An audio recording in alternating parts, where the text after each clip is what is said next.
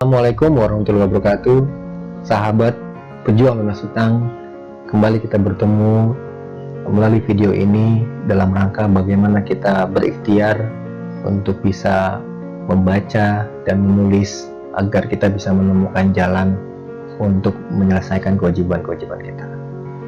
Sahabat, kali ini kita akan membahas tentang bagaimana kekuatan pikiran. Sahabat, tanpa kita sadari, kita selalu berpikir untuk menemukan solusi yang kita bisa ambil untuk menyelesaikan masalah kita. Dan di situ kita akan bisa mendapatkan pilihan-pilihan kata, pilihan-pilihan alternatif yang itu akan menentukan perjalanan selanjutnya. Seperti halnya pada saat kita berpikir apakah hutang ini bisa lunas atau enggak.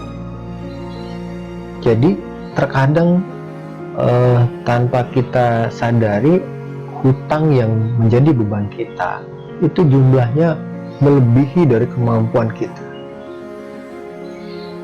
Jadi kalau dari segi hitungan kalkulasi manusia, rasanya kita butuh waktu.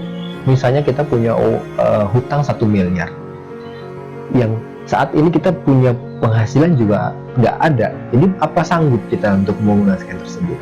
Jadi kalau kita hitung bulan untuk bisa menghasilkan, untuk melunasi hutang 1 miliar, butuh, kalau setiap bulan kita ngangsur mencicil 1 juta rupiah, kita butuh 1000 bulan untuk bisa melunasin hutang yang 1 miliar. Bayangkan 1000 bulan itu berarti berapa tahun? Kalau kita hitung 12 tahun, setahun itu 12 bulan, kurang lebih kita butuh waktu bisa dikatakan hampir 90 tahun untuk bisa menyelesaikan hutang yang 1 miliar. Jadi bagaimana kita memulainya? Nah, disinilah bagaimana kita membangun harapan kita dengan meningkatkan kekuatan pikiran kita.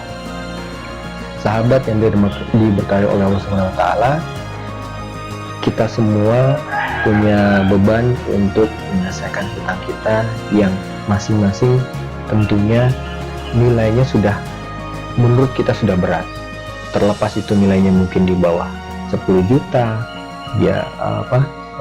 baru puluhan juta, ratusan juta, bahkan miliaran.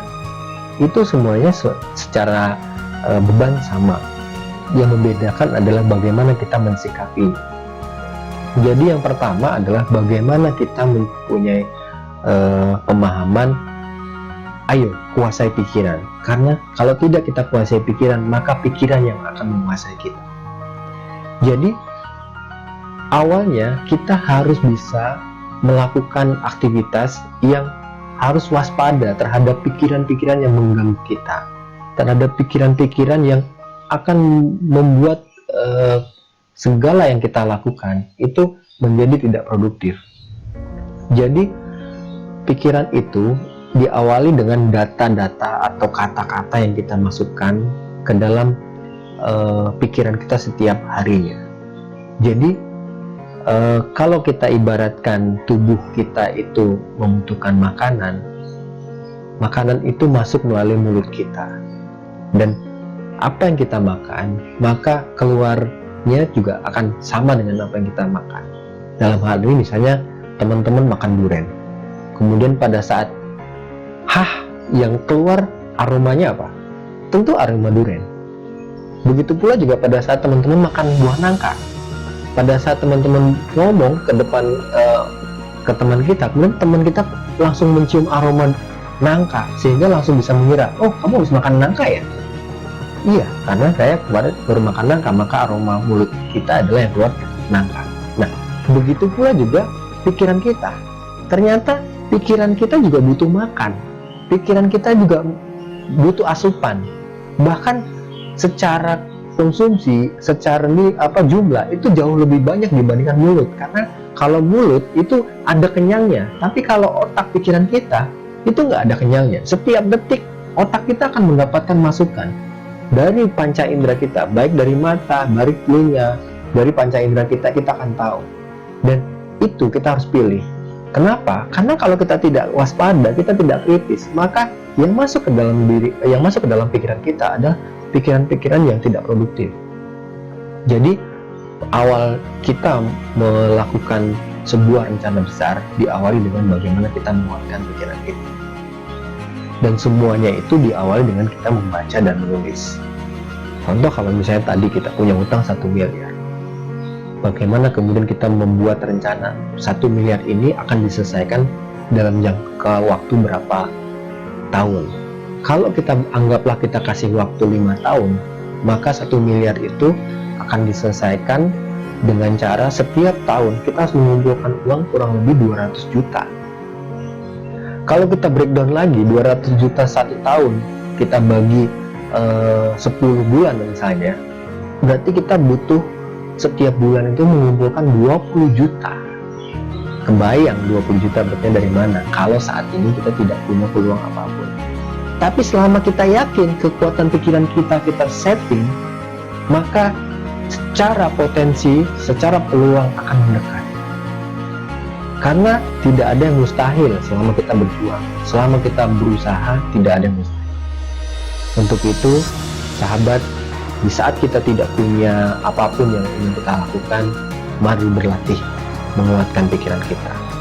Mari kita kuatkan bagaimana kita menggerakkan pikiran kita untuk bisa menyatukan potensi-potensi, peluang-peluang yang akan bisa membantu kita menyelesaikan kewajiban kita.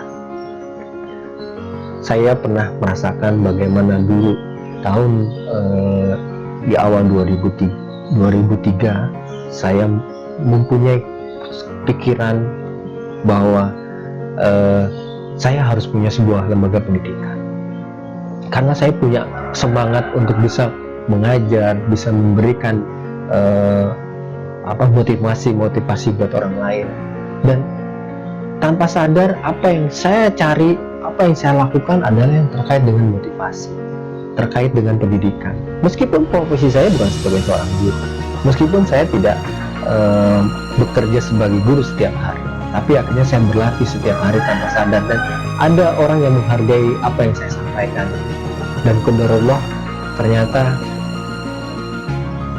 20 tahun kemudian, saat ini saya diberi kesempatan untuk mengelola sebuah pondok pesantren, yang semua itu tanpa harus saya mengeluarkan uang, tanpa saya harus bersusah payah. Dan saya yakin semua itu bisa berjalan, bisa terwujud. Salah satunya adalah bagaimana kemampuan saya menguatkan pikiran saya agar terus konsisten, sehingga pada saat sekarang ini saya dinilai oleh orang-orang di sekeliling saya layak untuk mengelola sebuah lembaga pendidikan. Mohon doa untuk kami, pejuang lunas hutang. Kami akan segera mengelola sebuah pondok pesantren yang tentunya akan memberikan manfaat untuk umat. Karena dalam pondok pesantren kami berupaya mencetak santri yang siap menjadi pengusaha. Kami ingin menyiapkan santri ini untuk siap mentalnya, siap keterampilannya, siap relasinya, untuk mereka menjadi pejuang-pejuang ekonomi. Dan itu berawal dari kemampuan kekuatan pikiran kami. Karena kami memulai dari yang tidak ada. Kami tidak punya modal selain dari apa yang kami pikirkan. Dan kami yakin sahabat-sahabat pejuang lunas hutang bisa mengikuti jejak kami. Berapapun nilai hutang sahabat, kita bisa selesaikan selama teman-teman memulai dengan bagaimana meningkatkan kemampuan kekuatan pikiran kita. Karena perubahan dunia tidak ada yang terjadi tanpa ada kekuatan pikiran. Seorang pencipta, seorang inovator itu punya satu, yaitu kekuatan pikiran yang tidak ada yang bisa menghalang, tidak ada yang bisa membatasi. Dan itulah yang terjadi di dalam diri kita. Dan kembali lagi bahwa kesuksesan kita, keberhasilan kita, bahkan bagaimana kualitas hidup kita akan ditentukan oleh pikiran kita. Mari kita sama-sama belajar untuk meningkatkan kemampuan kekuatan pikiran kita agar bisa sesuai dengan apa yang kita harapkan. Demikianlah, wabillahi taufiq wal hidayah. Assalamualaikum warahmatullahi wabarakatuh.